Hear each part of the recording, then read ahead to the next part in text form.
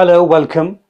आज जो हम टॉपिक पढ़ने जा रहे हैं, मैंने फिगर्स ऑफ स्पीच यूज की थी। हमने बहुत सारी फिगर्स ऑफ स्पीच यूज की and in this video we are going to do enjambment. जैसा कि आप देख सकते हैं बोर्ड पर इंजैममेंट। तो व्हाट इज इंजैममेंट?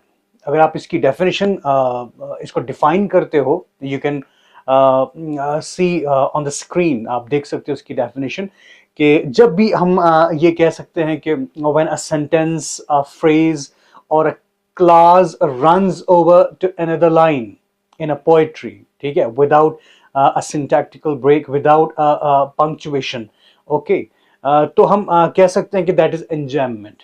ठीक है, उसको हम इंजैममेंट कह सकते हैं। या ऐसा भी होता है कि जब एक थॉट या आइडिया एक लाइन में कंप्लीट नहीं होता, जब एक लाइन का मीनिंग जो है वो कंप्लीट होता है जब तक ना आप उसके साथ दूसरी लाइन पढ़ते हैं पोएम में। ठीक है, जब उसके बाद वाली लाइन पढ़ते हैं या जब तक ना उसकी पहली वाली लाइन पढ़ते हैं, तो जब तक ना उसका मीनिंग क्लियर होता है, the meaning of the line is not clear when you unless you do not read or go through the a line after that particular line or the line before that particular line। ठीक है, तो एक class, एक sentence, एक phrase, ठीक है, जब क्या नाम है, रन ऑन करता है into another line in a poetry without break, without punctuation mark, that is called enjambment। Okay, this is a French word, enjamber से लिया गया, which means to step over।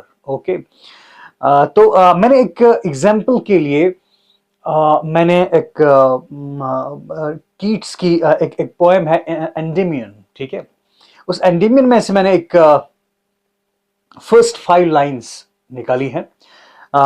तो इसमें हम देखेंगे कि इंजैममेंट क्या होता है, इसकी एग्जांपल्स हम देखेंगे कि क्या है, इसकी एग्जांपल क्या है। मैंने लिखा है, a thing of beauty is a joy forever.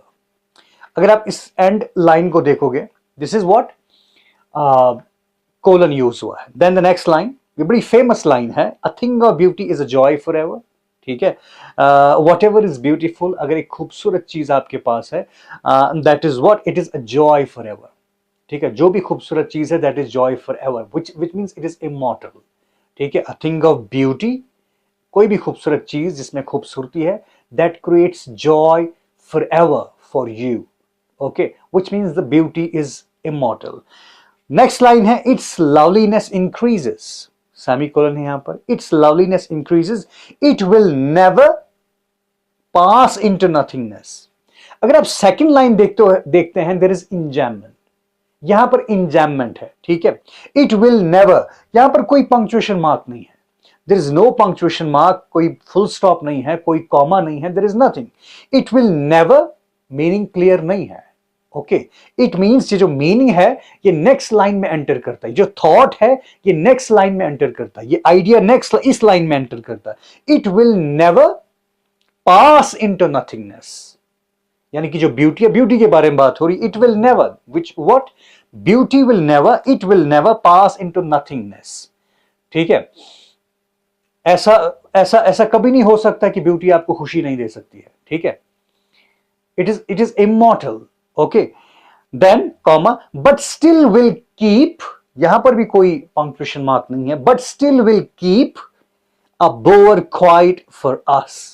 Still will keep a bower means एक ऐसी जगह, हम एक ऐसी जगह को कहते हैं, आप कह सकते हैं कोई शेडी जगह। ठीक है, कहीं पर कोई जगह है, कोई दरख्त है, वहां शेड आ रही है, आपको अच्छा लगता है, वहां पर बड़ा सुकून है, बड़ी पीसफुल जगह है। ठीक है, उसके साथ कंपेयर किया गया है, but still will keep a bower quiet for us।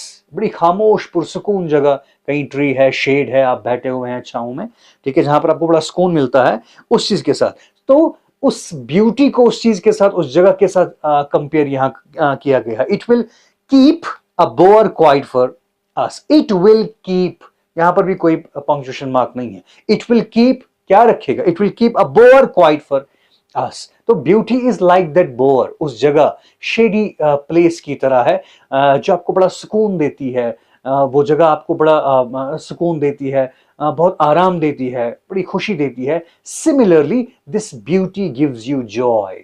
Okay, then and asleep, ये कुछ और भी, and asleep again, no punctuation mark, and a sleep full of sweet dreams, and a sleep full of sweet dreams. यहां पर ये phrase जो है ये जुड़ा हुआ है, and a sleep full of phrase, ये क्लास जुड़ी हुई है, and a sleep full of sweet dreams. ये बोर आपको क्या देता है? एक स्लीप, एक बड़ी फुल ऑफ ड्रीम्स स्लीप आपको ये प्रोवाइड करता है ये बोर, ये ऐसी शेडी जगह, ठीक है। यानी कि अब सिंपल वर्ड्स में मैं आपको कहूंगा and a sleep full of sweet dreams. ये जो बोर जो है, ब्यूटी जो है, बोर जो है, ये जो ऐसी जगह जो है शेडी प्लेस, ये आपको क्या देता है? And a sleep full of sweet dreams, ऐसी sleep which is full of sweet dreams, ऐसी नींद जो बिल्कुल बड़े खूबसूरत ख्वाबों से भरी हुई है, ठीक है। And health and quite breathing.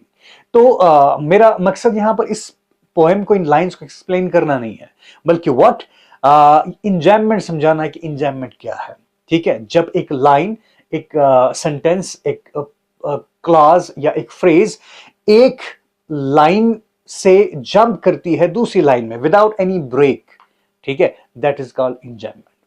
Okay, तो ऐसा होता है कि एक थॉट जो है, एक आइडिया जो है, ये कॉन्टिन्यूअसली चलता है, ठीक है, दूसरी लाइन में एंटर होता है, ठीक। तो इसको यूज करने का फंक्शन क्या है, पर्पस क्या है? ओके, एक तो यह होता है कि रिदम क्रिएट करने की कोशिश करता है पोएट, एक तो यह है कि वो एक आप ये कह सकते हैं कि एक टेंशन क्रिएट करता है रीडर के माइंड में, ठीक है, ठीक है। यहां पर मीनिंग क्लियर नहीं है, इट विल नेवर व्हाट, ठीक है। रीडर जो है जल्दी से दूसरी लाइन पर आएगा कि ये क्या कहना चाहता है, एक क्यूरियोसिटी क्रिएट करने के लिए, ठीक है। इट विल नेवर व्हाट, ये कभी कुछ भी नहीं, क्या, पास इनटू नथिंगनेस, ऐसा कभी नहीं होगा कि ब्यूटी आपको खुशी नहीं देगी, ठीक है। It is immortal but still will keep again incomplete, ये फिर इनकम्प्लीट है क्या, तो आप में क्यूरियोसिटी पैदा होगी, एक टेंशन पैदा होगी कि आगे क्या होगा, but still will keep a bore quite for us. Beauty is like what, जिस तरह से एक शेडी जगह, ठीक है, एक जगह फुल ऑफ शेड, कहीं छांव में आप बैठते हैं, एक सुकून मिलता है, तो जिस तरह से वो जगह आपको एक सुकून देती है, इसी तरह से ब्यूटी भी आपको बड़ा सुकून, बहुत खुशी फराहम करती है। Okay, this is what, this is enjoyment. Okay, लेकिन अब क्वेश्चन ये है कि चले यहां तो पंक्चुएशन मार्क नहीं था, ठीक है। कभी कभी ऐसा होता है कि पोएम्स में पंक्चुएशन मार्क होता है, कभी कॉमा होगा क्या नाम है उस एंड लाइन में, लेकिन थॉट जो है, उसका आइडिया जो है कंप्लीट नहीं होता है उस लाइन में। कॉमा से एंड की, हमारे पास एक्चुअली दो किस्म की लाइंस होती हैं। ओके, दो किस्म की लाइंस, एक होती है and stopped line, and stopped line जो यहां पर है, पहली लाइन जो है and stopped. And stopped line means ऐसी लाइन पोएम में जो किसी पंक्चुएशन मार्क से जिसको एंड किया गया है, ठीक है, जहां पर एक पॉज है, एक नेचुरल पॉज है, ठीक है, जहां पर रीडर रुकता है, वो चाहे कॉमा से हो, वो फुल स्टॉप से हो, वो कोलन से हो, वो सेमी कोलन से हो, that this sort of line is called and stop line. एक हमारे पास लाइन होती है which is called run on line. वो रन ऑन लाइन कौन सी होती है? जहां पर कोई भी पॉज नहीं होता है, जैसे ये सेकंड लाइन, यहां कोई पॉज नहीं है, कोई पंक्चुएशन मार्क नहीं है, ये run on line. Why? Because it enters into the next line, the meaning is clear when you go through the next line, the thought is clear, the thought it enters, the idea enters into the next line, ठीक है, this is called run on line। तो जो run on line होती है वहां पर enjoyment होता है टेक्निकली। लेकिन कभी ऐसा होता है कि पोएट जो है डेलिबरेटली वो इंटेंशनल ब्लड क्रिएट करता है, ठीक है, रीडर्स के लिए, कि वो खुद देखे कि यहां पर कैसे वो क्रिएट करता है, एक कंफ्यूजन क्रिएट करता है, कोई कॉमा लाइन के एंड पर यूज करेगा, लेकिन वहां पर जो है मीनिंग क्लियर नहीं होता है, ठीक है, उस लाइन का भी मीनिंग क्लियर नहीं होता है, वो थॉट क्लियर नहीं होता है, वो थॉट जो है वो एंटर होता है नेक्स्ट लाइन में। जैसे कि एक पोएम है, मैं कहूंगा आपको, this is a poem by John Masefield. Masefield की एक पोएम है ब्यूटी, ठीक है, क्लास 9 में भी ये पोएम है। तो उसकी जो लास्ट टू लाइन्स है, लास्ट टू लाइन्स आप देखेंगे, लास्ट टू लाइन्स आप स्क्रीन पर देख सकते हैं। The last two lines are, but the loveliest things of beauty God ever has showed to me, फिर कॉमा है, नेक्स्ट लाइन है are her voice and hair and eyes and the dear red curve of her lips, फिर full stop है।